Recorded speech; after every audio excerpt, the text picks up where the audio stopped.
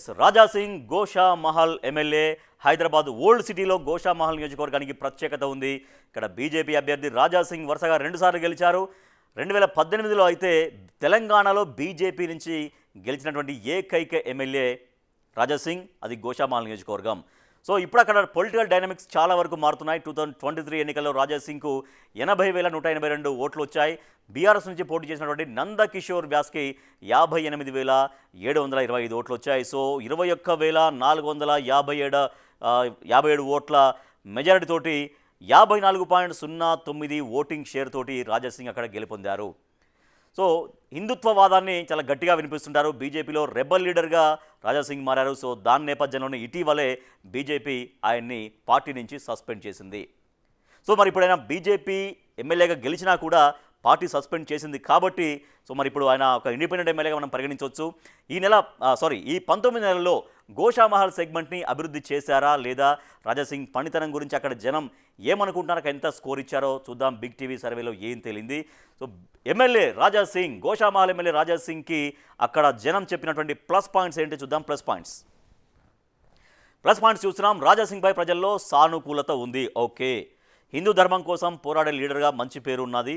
తర్వాత గోవధను వ్యతిరేకించడంలో కీలక పాత్ర. ఎక్కడన్నా గోవులు వధకు గురవుతుంటే అక్కడికి వెళ్తారు, దానికోసం ఎంతైనా కూడా నిలబడతారు. ఆ గోవధని చాలా వరకు కొంచెం నియంత్రించే ప్రయత్నం చేస్తుంటారు. దాన్ని వ్యతిరేకించడంలో కీలక పాత్ర పోషించారనేది ప్లస్ పాయింట్గా ఉన్నాయి. నెక్స్ట్ ప్లస్ పాయింట్స్, రాజా సింగ్ను సులభంగా కలిసే అవకాశం, ఎవరైనా ఈజీగా కలవచ్చు.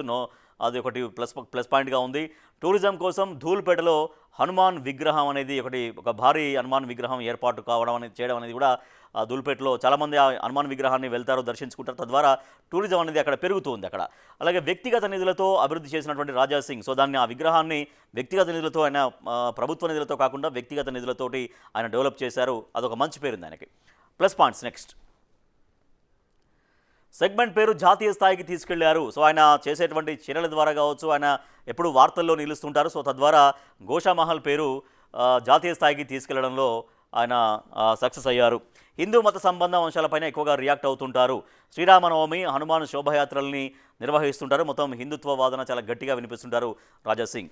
నెక్స్ట్ ప్లస్ పాయింట్స్, రాజా సింగ్కు క్యాడర్ నుంచి మంచి సపోర్ట్ ఉంది. తర్వాత హిందూ ధర్మాన్ని కాపాడే నాయకుడిగా గుర్తింపు ఉంది. ఆయన అనేక కార్యక్రమాలు చేస్తుంటారు. హిందుత్వం మరింతగా బలోపేతం చేయడం కోసంగా కొత్త ఉస్మానియా హాస్పిటల్ నిర్మాణంలో పురోగతి మనకు ఆయన కలిసి వచ్చేటువంటి అంశంగా మనకు కనిపిస్తోంది.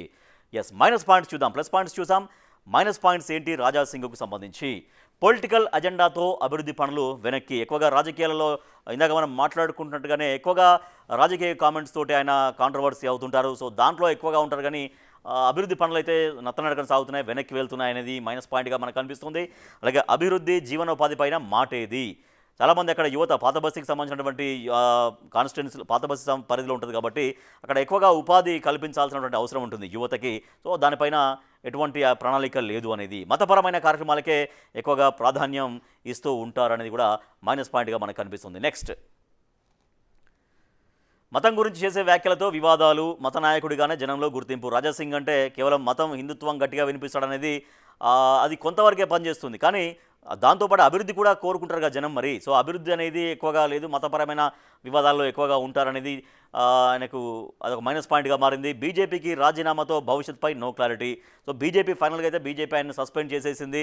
చూసింది ఫైనల్గా సస్పెండ్ చేసేసింది. So what next? మరి నెక్స్ట్ ఏంటి? రాజా సింగ్ భవితవ్యం ఏంటి అనేది ఇప్పుడు అది కూడా మైనస్ పాయింట్. ఎందుకంటే ఆయన వెల్గా ఉన్నప్పుడే, ఆయన కరెక్ట్గా పొజిషన్లో ఉన్నప్పుడే అభివృద్ధి చేయగలుగుతారు. కానీ ఇప్పుడు ఆయన రాజకీయ ప్రస్థానం గురించి ఆయనకే ఒక క్లారిటీ లేకపోతే అది అభివృద్ధి పైన పడుతుంది ఆ ఎఫెక్ట్ అంతా కూడా. సో అది మైనస్ పాయింట్గా ఉంది. సో గోషామహల్ నియోజకవర్గ ప్రజలు ఏం కోరుకుంటున్నారు ఆ ఎమ్మెల్యే దగ్గర నుంచి? ఎస్, రాజా సింగ్ నుంచి ఏం కోరుకుంటున్నారు? విగ్రహ తయారీదారులకు జీవనోపాధి కావాలి. అక్కడ ధూల్పేట మొత్తం ఎక్కువగా విగ్రహ తయారీదారులు ఉంటారు. కొన్ని వేలాది మంది విగ్రహ తయారీదారులు అక్కడ జీవనోపాధి సాగిస్తుంటారు. ఇప్పుడు అసలే వినాయక చవితి దగ్గరికి వస్తుంది. సో ఈ నేపథ్యంలో అక్కడ వినాయక విగ్రహాలని మొత్తం అక్కడి నుంచే తయారవుతూ ఉంటాయి. సో వాళ్ళందరికీ జీవనోపాధి కావాలి. ఎందుకంటే ప్లాస్టర్ ఆఫ్ ప్యారిస్ విగ్రహాలపైన ఆంక్షలు ఉన్నాయి కాబట్టి అనేక వ్యాపార సమస్యలు ఉన్నాయి. సో వాళ్ళందరినీ ఆదుకోవాలి. మరి ఆ మట్టి విగ్రహాల తయారీని ప్రోత్సహించే విధంగా వాళ్ళకి కూడా జీవనోపాధి ఎక్కడ ఇబ్బంది కాకుండా చూడాల్సినటువంటి అవసరం ఉందనేది వాళ్ళు కోరుకుంటున్నారు. నెక్స్ట్, ప్రత్యామ్నాయ జీవనోపాధిని చూపాలి వాళ్ళందరికీ, వెంటనే పారిశుద్ధ్య చర్యలు చేపట్టాలి, ఎక్కడికక్కడ చెత్త పేరుకుపోకుండా చూడాలి అని జనం కోరుకుంటున్నారు. నెక్స్ట్, తాగునీటిలో డ్రైనేజీ కలవకుండా చేయాలి, తాగునీటి సమస్యపై ఫిర్యాదు చేసినా పట్టింపేది. అక్కడ కొన్ని ప్రాంతాల్లో డ్రైనేజీ వాటర్ కూడా కలవడంతో అక్కడ నీరు కలుషితమవుతుంది. సో అందుకని వాటిని క్లియర్ చేయాలి, వాటిని కలవకుండా చూడాలని గతంలో కంప్లైంట్ చేసినా కూడా పట్టింపు లేదు అనేది జనం నుంచి వచ్చిన కంప్లైంట్. అది కోరుకుంటున్నారు, అది అటువంటి ఇబ్బంది కాకుండా చూడాలని జనం కోరుకుంటున్నారు. చక్నావాడి నాలా కూలిపోకుండా చేయాలి అనేది, అక్కడ నాలా ఒక పెద్ద నాలా ఉంటుంది, ఆ నాలా కూలిపోకుండా చేయాలి. ఎందుకంటే అది కూలిపోయింది అనుకోండి, మొత్తం మళ్ళీ బురద నీళ్ళు వరద నీళ్ళు మొత్తం మళ్ళీ జనావాసాల మధ్యలోకి వచ్చేటువంటి ప్రమాదం ఉంటుంది.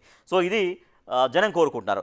So MLA Raja Singh, Goshamahal MLA రాజాసింగ్కి ఎంత స్కోర్ ఇచ్చారు అక్కడి నియోజకవర్గ ప్రజలు బిగ్ టీవీతో మాట్లాడుతూ? అనుకూలంగా 44%, వ్యతిరేకం 29%, తటస్థం 27%. సో కంపేర్ చేసుకుంటే వ్యతిరేకంతో తటస్థంతో కంపేర్ చేసుకుంటే ఇప్పటికైతే మెరుగ్గానే ఉంది. 44% అయితే అక్కడ నియోజకవర్గ ప్రజలు చెబుతున్నారు. సో రాజాసింగ్, గోషామహల్ ఎమ్మెల్యే గారు, ఇది మీ స్కోరు. బిగ్ టీవీ సర్వేలో మీ నియోజకవర్గ ప్రజలు బిగ్ టీవీతో చెప్పినటువంటి వివరాల ప్రకారం బిగ్ టీవీ మీకు ఇస్తున్నటువంటి స్కోర్ ఎంత అంటే 44%.